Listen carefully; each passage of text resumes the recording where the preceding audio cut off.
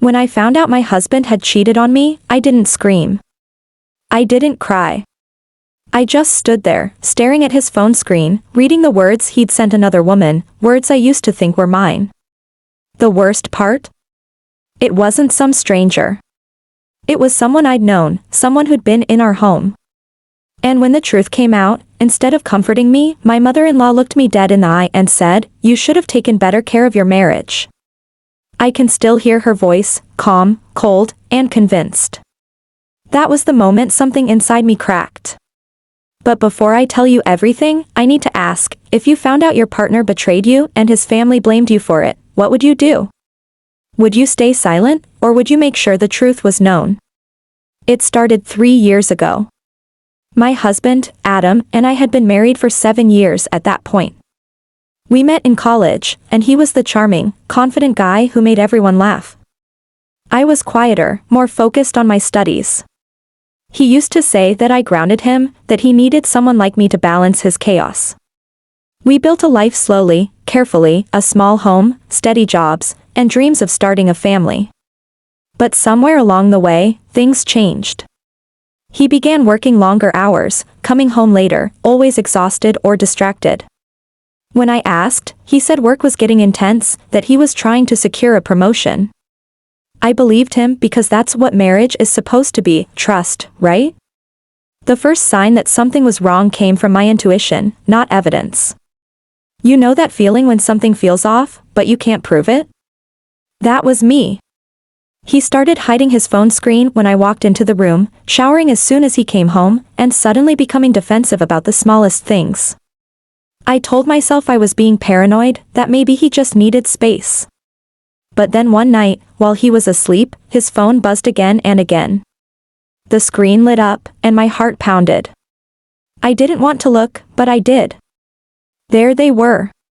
Messages from her. Emily. A woman who used to work in Adam's office, someone he'd mentioned casually a few times before. The messages weren't even subtle. "I miss you already," she wrote. "Last night was perfect." My stomach dropped. I scrolled, and it got worse, weeks of conversations, secret plans, confessions of love. I felt like I was drowning, like every moment of the last few months had been a lie. I remember going to the bathroom, locking the door, and just sitting on the floor, trying to breathe. When I confronted Adam the next morning, he didn't deny it. He looked guilty, but not surprised. His first words were, "You weren't supposed to find out like this." Like that was the problem. He told me it had been going on for a few months, that I didn't mean for it to happen, and that it only happened because things between us hadn't been good. I asked him what that meant. He said, "You've been distant. You don't laugh anymore. You're always tired." I wanted to scream. I'd been tired because I was working double shifts, trying to help us save for a house extension, for our future. And he used my exhaustion as his excuse to betray me. I left the house that day and stayed with my sister for a week. I didn't tell anyone else yet. But Adam did. He told his mother before I even had the chance to decide what to do. A few days later, I got a call from her, his mother, Linda. I thought she was going to check on me. Instead, she said, "You can't just walk away from your marriage because of one mistake." I was stunned. I asked if she even knew what he'd done, and she said, "Yes, and he feels terrible. But you're his wife. You should try to fix things, not run away." Her tone was sharp, like she was scolding a child. That's when I realized she didn't see her son's actions as the problem. She saw me as the failure, the one who had let her precious boy slip. She even said, "A man only strays when something is missing at home." I remember standing there in my sister's kitchen, gripping the phone so tightly my knuckles went white. I told her that I hadn't done anything to deserve being cheated on. She said, "Marriage isn't about blame, it's about forgiveness." I hung up before I said something I'd regret. When I returned home a few days later to pack my things, Adam was waiting. He looked miserable, but also defensive, that kind of sorrow people wear when they feel bad about being caught, not about what they did. He told me he wanted to fix things, that he'd ended it with Emily, that he'd even told his mom he'd take responsibility. I didn't believe him, but I agreed to talk. We went to a counselor, at least, we tried. He sat there, minimizing everything. It was a mistake, he said. It didn't mean anything. But it did mean something. It meant he'd chosen to betray my trust. His mother kept inserting herself into the situation. She called me constantly, sending long messages about forgiveness and keeping the family together. She even invited me to dinner at their house one weekend to talk. Against my better judgment, I went. I thought maybe they wanted to make peace. But when I got there, the atmosphere was tense. His mom greeted me with a forced smile and said, "I'm glad you decided to be mature about this." The dinner started awkwardly, polite conversation, empty small talk. Then, halfway through, she turned to me and said, "You know, sometimes when a woman focuses too much on work, her husband feels neglected." My fork froze midair. Adam didn't say anything, he just stared at his plate. I asked her what she meant, and she said, "You've always been ambitious, dear, and that's admirable. But men need attention too. Maybe if you'd been more present, things wouldn't have gone so wrong." I was shaking, trying to hold back tears. I said, "Are you seriously blaming me for his affair?" And she replied, "I'm saying marriage is complicated.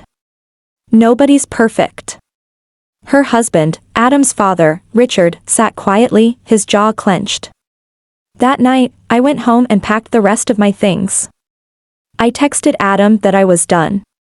He called over and over, begging, crying, promising change. But every word felt hollow. The next morning, I filed for separation. That's when things got ugly.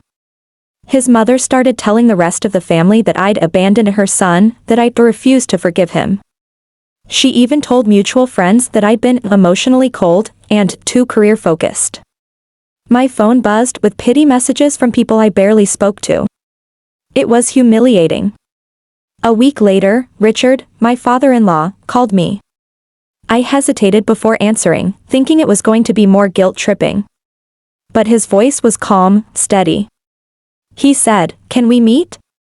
I need to talk to you privately." We met at a small cafe near my work. He looked exhausted, older than I'd ever seen him. He told me, "I'm sorry for what my son and my wife have put you through. You didn't deserve any of this." His voice broke a little when he said it. Then he said something that stunned me. "This isn't the first time Adam's done something like this." I just stared at him. He went on to tell me that Adam had cheated once before, years ago, early in our marriage, and that Linda had convinced him to hide it from me. She said it was better not to destroy your marriage over a mistake, Richard said quietly. But I think that was wrong. She's been protecting him from consequences his whole life. My heart sank. All the pieces started to fit. The way she'd defended him so fiercely, how she'd instantly blamed me, how she treated his actions as something to be swept under the rug. Richard said, "She's always seen him as the golden boy. He learned that no matter what he does, she'll cover for him." I tried to stop it, but she always finds a way to excuse it. I asked him why he was telling me this now, and he said, "Because you deserve to know the truth before you make any decisions. And because I'm done watching him hurt people without accountability." So that was the situation I was in, betrayed by my husband, blamed by his mother, and finally told the truth by the one person I didn't expect. Before I tell you what happened next, I want you to pause and think, if you were me, what would you do? Would you expose everything, confront them publicly, or just walk away in silence? Let me know in the comments, because I genuinely don't know what most people would have done. After that meeting, I felt both broken and strangely empowered. I went home and wrote everything down, the messages, the timeline, the conversations with Linda, even what Richard had told me. I wanted clarity, closure. A few days later, Adam called again, asking if we could meet one last time. I agreed, but I told him I wanted to meet at his parents' house. He seemed confused but agreed. When I arrived, Linda was there, of course, standing tall like she was hosting a performance. She said, "I hope you're ready to talk like adults this time." I just nodded. Adam started talking about how he'd changed, how he was going to therapy, how he wanted another chance. I let him speak for a while, then I asked Adam, "Is this the first time you've cheated on me?" His eyes flickered, just for a second, and that was all the answer I needed. Linda jumped in. "That's not important now. What matters is moving forward." That's when Richard, who had been sitting quietly in the corner, said, "No, it is important." His voice cut through the room. Everyone went silent. He looked at Adam and said, "Tell her the truth." Adam stammered, "Dad, not now," but Richard raised his hand. "No. You tell her, or I will." Adam's face turned pale.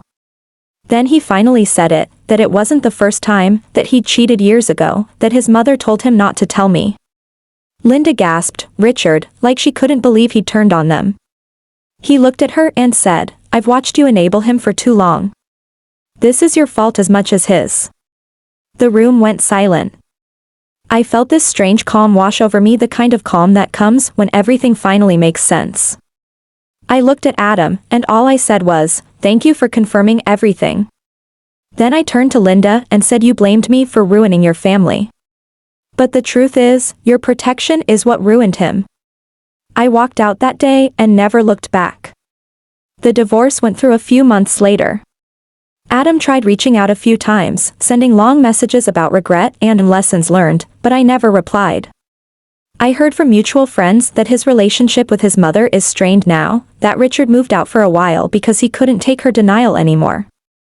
Apparently, she still blames me, says I divided the family. Maybe I did. But maybe that family needed to be divided. It's been over a year now. I've rebuilt myself slowly, new apartment, new job, therapy, peace.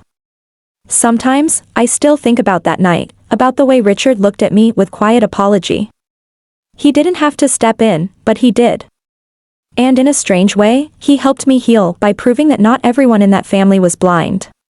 If there's one thing I've learned from all of this, it's that love without accountability is just a trap. You can forgive someone, but that doesn't mean you owe them your future. And sometimes, the people who defend the wrong ones are just afraid to face the truth themselves. So, tell me, was I wrong for walking away instead of trying to fix my marriage? Do you think I should have given him another chance after everything? I genuinely want to know what you think. If you were on my side, please hit that like button, because I promise, stories like this are only the beginning. Subscribe if you want to hear more real stories about betrayal, choices, and redemption. And don't forget to share your final thoughts in the comments, I always read them. Thanks for listening to my story. I'll see you all in the next one.